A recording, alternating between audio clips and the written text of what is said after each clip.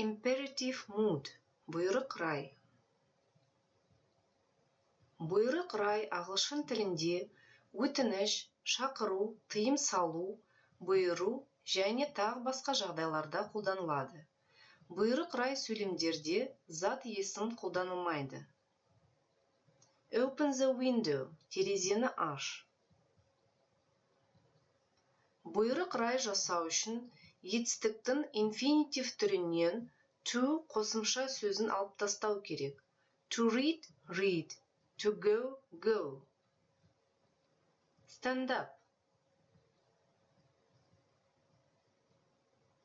Болымсыз түрін жасау үшін көмекші етістік do және болымсыз демеулігі not қолданылады. Do not қысқаша формасы don't және infinitive.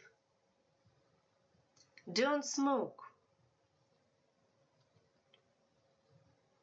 Табанды талап, аса маңызды өтініш білдіргенде do көмекші етістігін пайдаланамыз.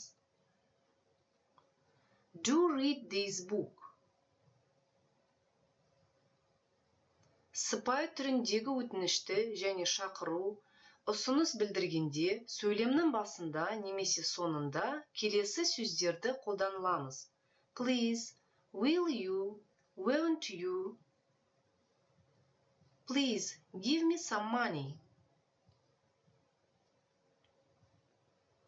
Бірінші және үшінші жаққа бұйрық немесе өтініш білдіргіміз келсе, let етістігін және етістіктің инфинитив түрін to көмекші сөзсіз қолданыламыз. Let және pronoun есімдік және infinitive. Let me buy you a present. Бір іс-әрекетке түрткі болу, ниет білдіру кезінде let us қысқаша формасы let's қолданылады. Let's go to the cinema. Бұйрық рай сөйлемдерде екі етістік қолданған кезде сол етістіктердің ортасында and сөзін қолдану керек. Go and tell him to come back. Бұйрық сөйлемде always әрқашан және never ешқашан істеулері етістіктің алдында қолданылады. Always be ready to help mother.